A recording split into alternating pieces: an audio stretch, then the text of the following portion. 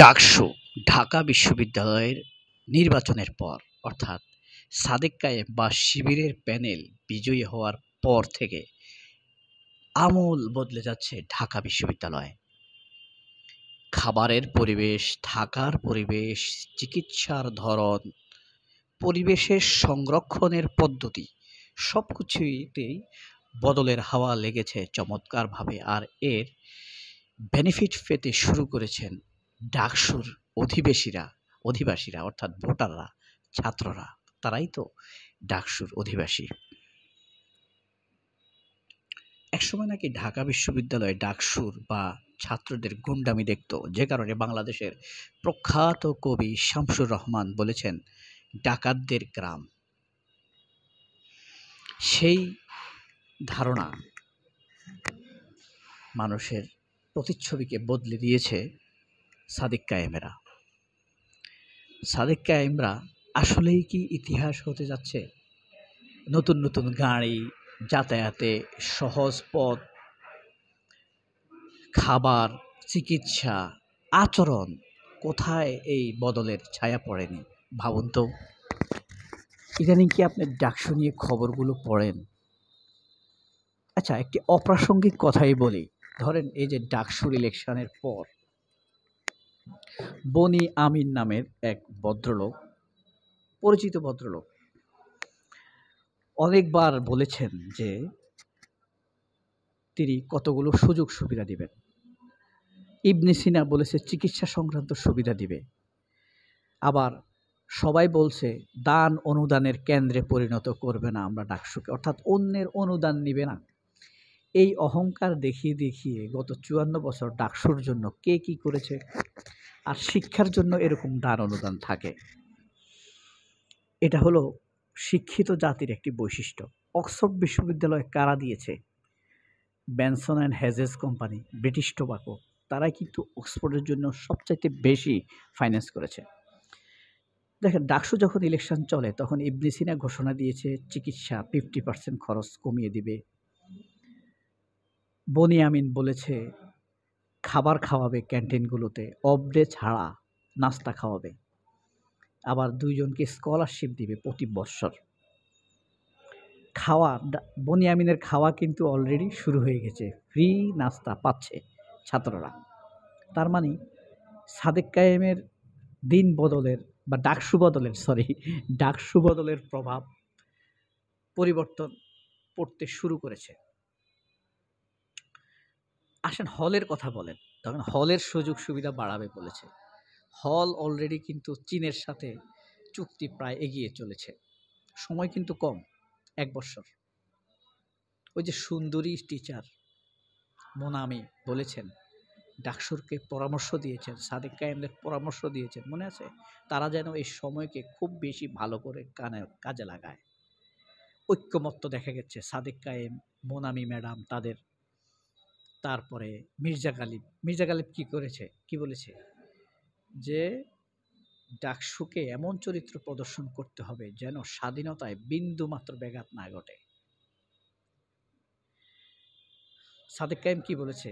আমরা ডাকসুকে গবেষণার জ্ঞানের হাবে পরিণত করব, রাজনীতি করব না।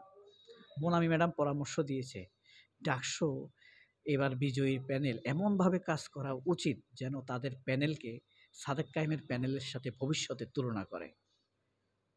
আবার শিবিরের সেক্রেটারি নুরুল ইসলাম সাদ্দাম বলেছেন যে 5 মাসের মধ্যে ডাকসু তার সকল প্রতিশ্রুতি পূরণ করবে, বাকি সময়গুলো তারা বাড়তি কাজ করবে। তাহলে বুঝতে পারছেন কি হলো? মোনামি ম্যাডাম, মির্জা গালিব, নুরুল ইসলাম সাদ্দাম, এরপরে আপনার বনি আমিন ঐক্যমত্য পৌঁছে গেল ডাকসুর ব্যাপারে। মির্জা গালিব এবং নুরুল ইসলাম সাদ্দাম, কার কথা বললাম? সরি, সাদেক কায়েম, Monami madam, Nurul Islam Saddam civil secretary, তারপরে আছে আপনার বনি আমিন, হ্যাঁ, তারপরে আছে সাদেক কায়েম তো আছেই। তাদের মধ্যে একটা ঐক্যমত্য পৌঁছালো কতগুলো মানুষের মধ্যে। অর্থাৎ ডাকসু কিন্তু এগিয়ে যাবে।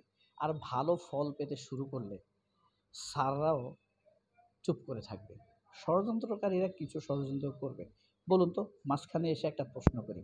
ডাকসুতে যদি ষড়যন্ত্র করে, কারা করবে বেশি? ছাত্রদল বেশি করবে? নাকি বামরা? নাকি বামধনের শিষ্যমণি মামা ফাতেমা? শিষ্যমণি বলে নাই, শিষ্যমণি বলেছে। ওই যে সিগমন্ড ফ্রয়েডের বই পড়েছেন আপনারা?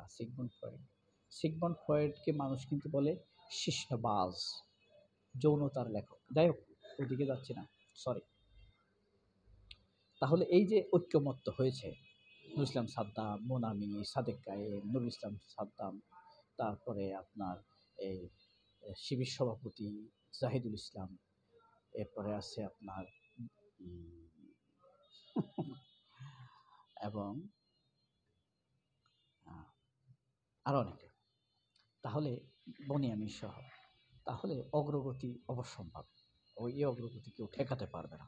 সে কারণেই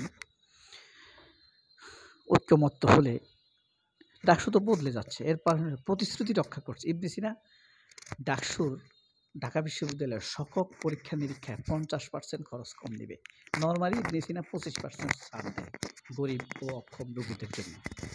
কিন্তু তারা বলছে ঢাকা বিশ্ববিদ্যালয়ের ছাত্রছাত্রীদের সকল পরীক্ষা 50% ছাড়। একটা অগ্রগতি। হল হয়ে যাচ্ছে, আরেকটা অগ্রগতি। পরিবহন দেওয়া হচ্ছে, আরেকটা অগ্রগতি। পরিবহনের অ্যাপস দিয়ে গেছে, আরেকটা অগ্রগতি।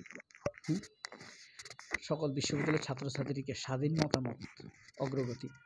পোশাক আশাকে কোনো হস্তক্ষেপ করা হবে না, এখন পর্যন্ত তা হয়নি, এটা একটা অগ্রগতি। তার মানে আমূল বদলে যাচ্ছে ডাকসু। কেন? আল্লাহর রহমতের বান্দা, 24-এর ইমাম সাদেক কায়েমের ছোঁয়ায় তার প্রতিশ্রুতি, কমিটমেন্ট সবই রক্ষা পাচ্ছে। ব্যাকগ্রাউন্ড দেখে খুব অবাক হচ্ছেন, এটা কোথায় এসেছি আমি? দেখেন, এটা হলো একটা রেস্টুরেন্ট, চাইনিজ রেস্টুরেন্ট। এখানে আজকে নাস্তা করেছি, বেড়াচ্ছি, থাকছি গেস্ট হিসাবে। আমার বাড়ির পাশে। এখানকার মালিকটা হলো আমার বড় ভাই। সে ইনভাইট করে ফজরের সময় আমাকে নিয়ে এসেছে। আপনাকে দেখালাম, হয়তো আপনার কিউরিওসিটি জাগতে পারে এটা কোথায় আছি আমি, এ কারণেই বলে দিলাম। সবাই সুস্থ থাকবেন, ভালো থাকবেন, অনেক ভালো থাকবেন। আল্লাহ হাফেজ। সালাম আলাইকুম।